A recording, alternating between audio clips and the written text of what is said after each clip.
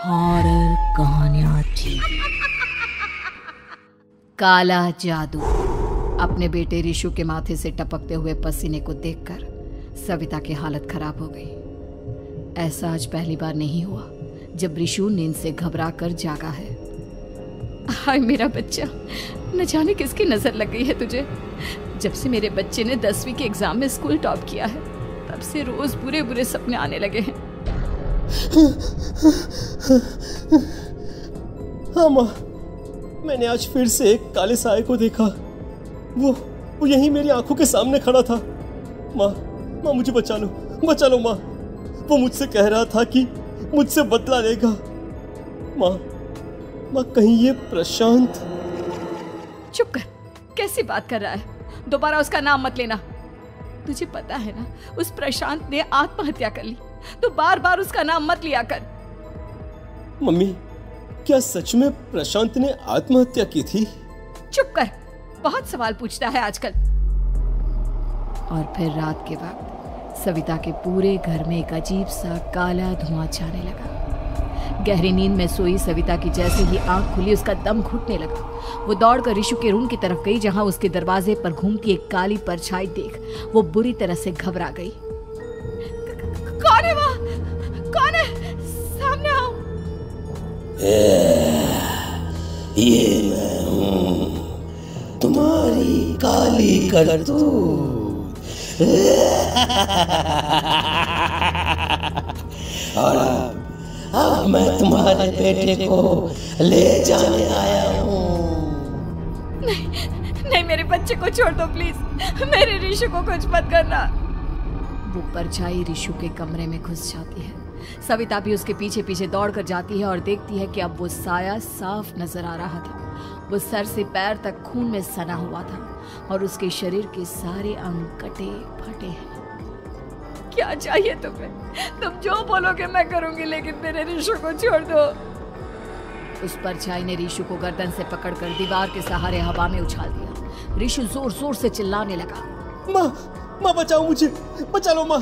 ये मुझे मार डालेगा। माँ मुझे बचा लो माँ। नहीं ऐसा मत करो, मुझे मार दो लेकिन मेरे बच्चे को छोड़ दो। मैं तुम्हारे आगे हाथ जोड़ती हूँ। वो परछाई रिशु को जमीन पर गिरा देती है और अचानक वहां से गायब हो जाती है। रिशु, मेरा बच्चा, तू ठीक तो है ना? कुछ बोल बेटा, क्या हुआ है तुझे? मैं ठीक हूँ माँ। क्या हुआ था यहाँ पर? कुछ नहीं बेटा, कुछ नहीं। तू परेशान मत हो। हम कल ही गांव के बाहर जो तांत्रिक महाराज रहते हैं उनके पास चलेंगे। ठीक है माँ, हम जल्द ही उनके पास चलेंगे। मुझे बहुत डर लग रहा है माँ। ये बार बार मुझे डरावने सपने आना, ये सब हमारे साथ क्यों हो रहा है माँ? अगले दिन सविता अपने बेटे रिशु को लेकर गांव के बाहर तांत्रिक के पास जाती है। जिस जगह पर तांत्रिक रहा करता था वो जगह बहुत डरावनी थी। चारों तरफ कंकाल और खूब भूतियां नजर आ रही थी। गांव से दूर वीराने में उस जगह पर जोर से आंधी चल रही थी। रिशु ने डर कर अपनी माँ का हाथ पकड़ लिया। माँ मुझे बहुत डर लग रहा है। ये कैसी जगह है? देख बेटा, हमारे साथ जो कुछ भी हो रहा है उसका इलाज सिर्फ और सिर्फ ये तांत्रिक महाराज ही बता सकते हैं। अब यही है जो हमें प्रॉब्लम से बाहर निकाल सकते हैं। जैसे ही सविता और रिशु तांत्रिक की झोपड़ी के अंदर पहुंचे, वहां का नजारा देखकर उनकी आंखें फटी की फटी रह गई। तांत्रिक की झोपड़ी के अंदर कई सारे लोग अपनी गर्दन घुमा घुमा कर जोर जोर से चीख रहे थे। कौन हो तुम और यहाँ क्यों आई हो? महाराज, मेरे बेटे को कुछ दिनों से एक डरावनी काली परछाई नजर आती है और कल रात उसने मेरे बेटे पर हमला भी कर दिया।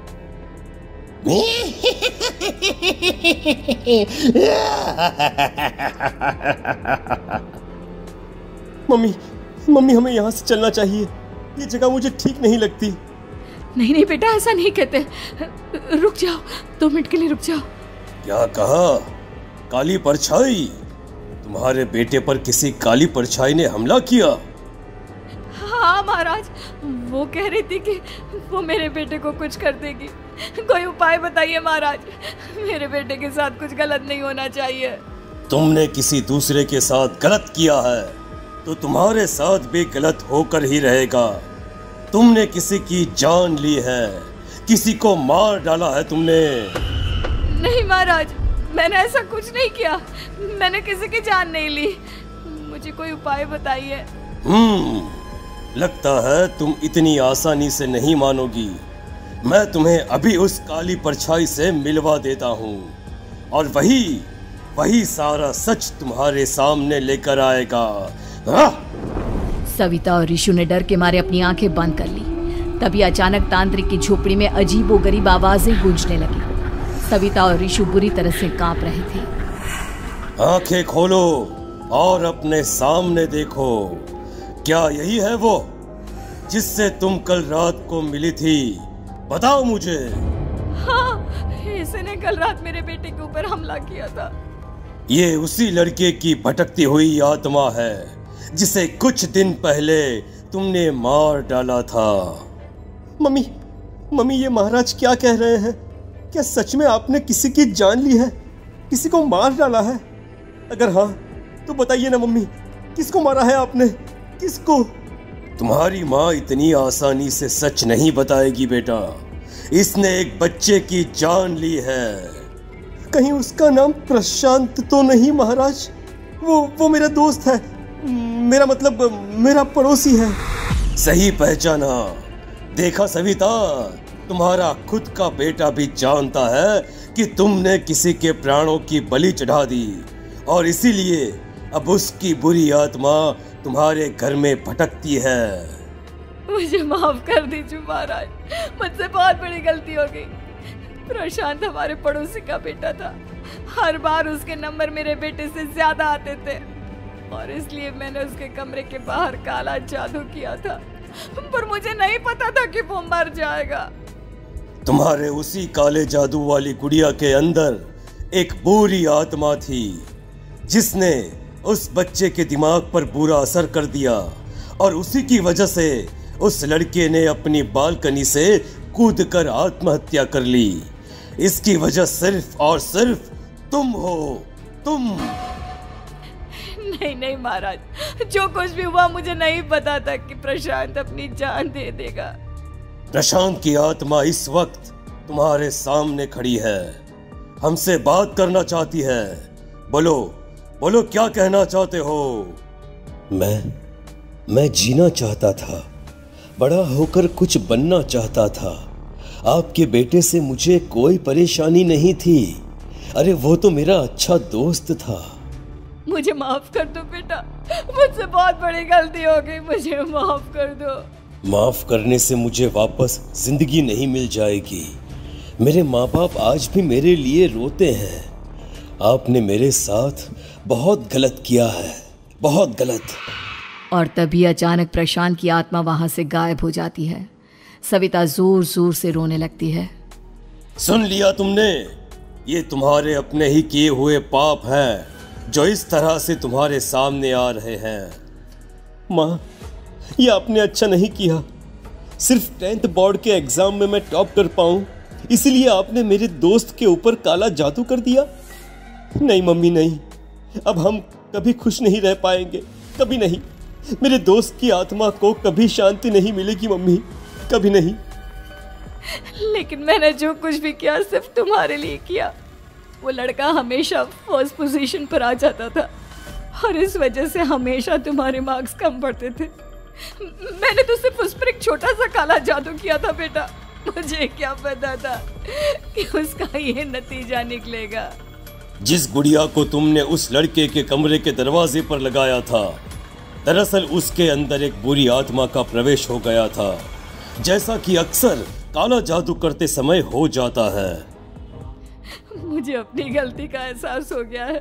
मैं प्रायश्चित करना चाहती हूँ। आप बताइए मैं क्या करूँ? प्रशांत के घर जाकर उस काली गुड़िया को वहां से निकालकर यहाँ लेकर आओ। मैं उसे आग में जलाकर राख कर दूंगा और उसके बाद प्रशांत की आत्मा को हमेशा के लिए मुक्ति मिल जाएगी। अगली रात सविता चुपचाप अपने पड़ोसी प्रशांत के घर जाती है। प्रशांत के माँ बाप प्रशांत की मौत के बाद उस घर को छोड़कर हमेशा के लिए वहां से चले गए थे। जैसे ही सविता उस घर के अंदर कदम रखती है, उसका सामना अजीबोगरीब हैवानियत से भरी आवाजों से होने लगता है। ऐसा लग रहा था जैसे कोई बुरी तरह से चीख रहा हो। सविता जैसे ही प्रशांत के कमरे के बाहर पहुंचती है, वहां पर लटकी हुई गुड़िया के शरीर से खून टपकने लगता है। ये क्या हो रहा है? इस गुड़िया के शरीर से खून क्यों टपक रहा है?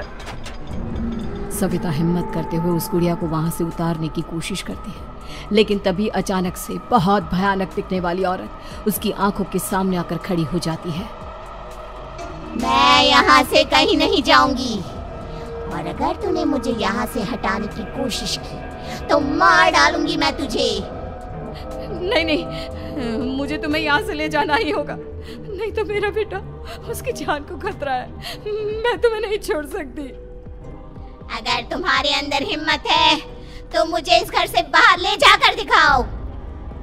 और ऐसा कहकर वो औरत सविता के ऊपर हमला कर देती है और उसे हवा में उछाल उछाल कर जमीन पर पटकती है। लेकिन तभी अचानक मौका देखकर सविता अपने हाथ में ली हुई सुई उसके हाथ में चुभो देती है। हाथ में सुई लगते ही वो औरत जमीन पर तड़पने लगती है। ये क्या किया तूने? ये क्या कर दिया? तुझे ऐसा नहीं करना चाहिए था। तांत्रिक ने मुझे कहा था कि तुझसे जीतने का सिर्फ यही एक तरीका है जिससे मैं अपने पापों का प्रायश्चित कर सकती हूँ और अपने बेटे की जान बचा सकती हूँ। और उसके बाद वो डरावनी दिखने वाली औरत एक छोटी सी जादुई गुड़िया में तब्दील